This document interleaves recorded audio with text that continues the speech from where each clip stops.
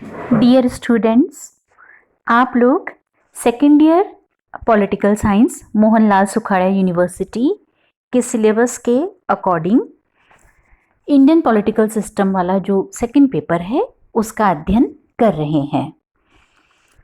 First unit हम complete कर चुके हैं और सेकंड यूनिट को भी हमने पढ़ना स्टार्ट कर दिया था, जिसके अंतर्गत हमने भारतीय शासन अधिनियम 1919 और 1935 का अध्ययन किया था।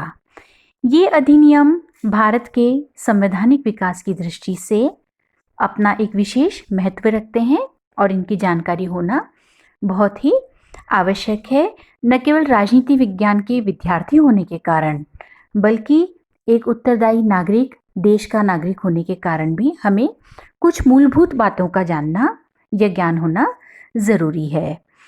तो आज बच्चों हम लोग पढ़ेंगे भारतीय संविधान सभा के बारे में कि कॉन्स्टिट्यूएंट असेंबली क्या है, इंडिया की जो कॉन्स्टिट्यूएंट असेंबली है उससे जो रिलेटेड मेजर इश्यूज़ हैं, उसके ट्रेंड्स, उसकी क्या अप्रोचेज़ हैं, कैसे वो फॉर्म हुई थी और किस तरह की चर्चा, कौन कौन मेंबर्स हुए थे और क्या कोई क्रिटिसिज्म हुआ है उसको लेके। आज हम इन सब बातों की चर्चा करेंगे हम अपने इस चैप्टर में, नेक्स्ट चैप्टर में।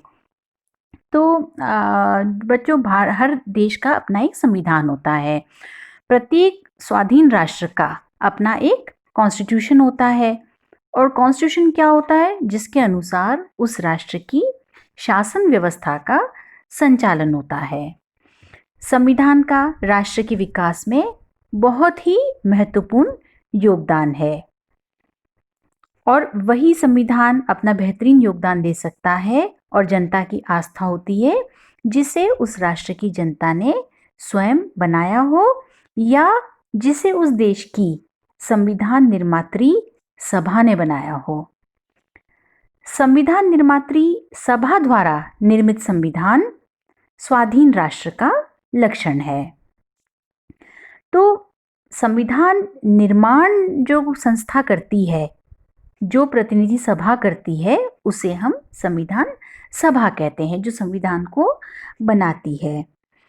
और जहाँ पे भी लिखित संविधान है, कहाँ कहाँ है लिखित संविधान, जो पूर्ण संप्रभुता संपन्न जो लोकतांत्रिक राष्ट्र है, जैसे इंडिया का कॉन्स्टिट्यूशन है, अमेरिका का कॉन्स्टिट्यूशन है, तो ये रिटन कॉन्स्टिट्यूशन जहाँ पे भी है, उनका निर्माण जनता ने अधिकांशतः कॉन्स्टिट्यूएंट असेंबलीज के माध्यम से किया है। जो 17वीं और 18वीं सदी थी और जो डेमोक्रेटिक रिवॉल्यूशन हुए थे, लोकतांत्रिक क्रांतियां हुई थी 17वीं और 18वीं सदी में, वहीं से संविधान सभा की प्रेरणा मिलती है। इन क्रांतियों ने इस विचार को जन्म दिया कि शासन के मूलभूत कानूनों का निर्माण नागरिकों की एक विशेष प्रतिनिधि सभा द्वारा किया जाना चाहिए। और इंग्लैंड के समतावादी तथा हेनरी मैन ने संविधान सभा के विचार का प्रसार किया, लेकिन सबसे पहले अमेरिका और फ्रांस में इस विचार को क्रियान्वित किया गया। तो संक्षेप में हम कहेंगे कि संविधान सभा एक ऐसी प्रतिनिध्यात्मक संस्था होती है जिसे नवीन संविधान पर विचार करने और अपनाने या विद्यमान संविधान में महत्वपूर्ण परिवर्तन करने के लिए चुना जाता है।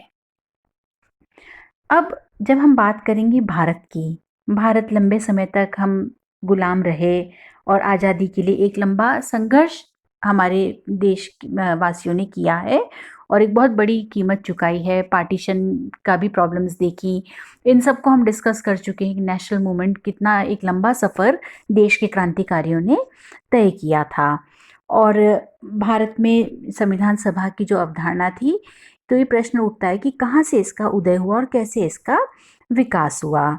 तो भारत में राष्ट्रीय स्वतंत्रता के लिए मांग थी संविधान सभा, क्योंकि राष्ट्रीय स्वतंत्रता का एक स्वाभाविक अर्थ था कि भारत के लोग खुद अपने राजनीतिक भविष्य का निर्णय करें।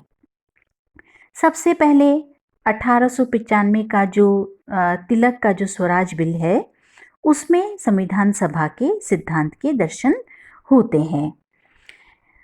तिलक ने अपने दूरदर्शी दृष्टिकोण के कारण ही 19वीं सदी में इस संबंध में विचार किया।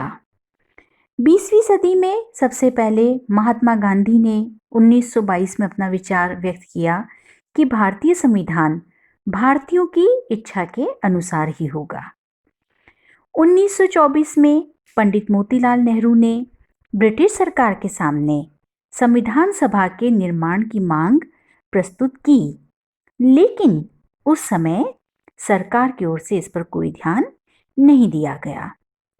इसके बाद औपचारिक रूप में संविधान सभा के विचार का प्रतिपादन M.N. रॉय ने किया और इस विचार को लोकप्रिय बनाने का कार्य पंडित जवाहरलाल नेहरू द्वारा किया गया।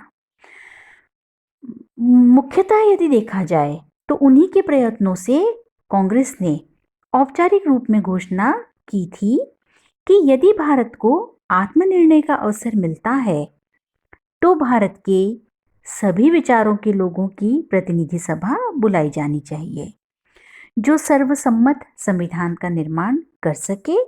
यही संविधान सभा होगी।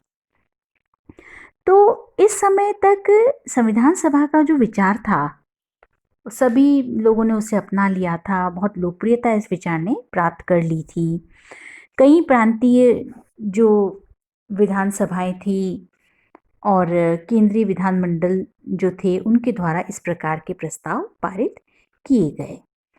1936 में दिसंबर में लखनऊ में कांग्रेस अधिवेशन जो हुआ था उसमें संविधान सभा का अर्थ और उसके महत्व की व्याख्या की गई थी।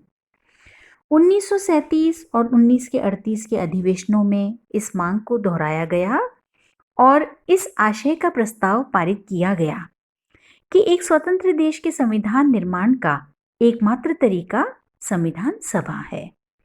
सिर्फ प्रजातंत्र और स्वतंत्रता में विश्वास न रखने वाले ही इसका विरोध कर सकते हैं।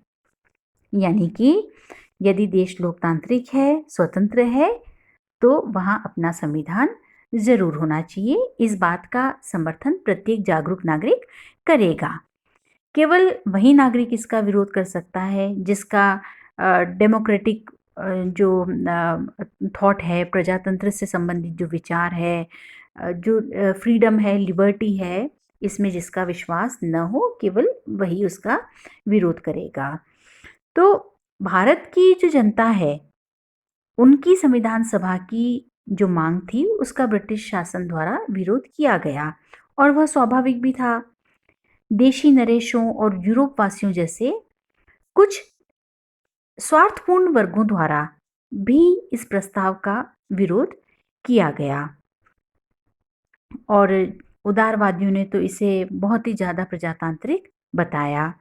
शुरुआत में मुस्लिम लीग ने भी इसका विरोध किया, लेकिन 1940 में पाकिस्तान प्रस्ताव के प्रतिपादन के साथ दो पृथक पृथक संविधान सभाओं की मांग प्रारंभ कर दी।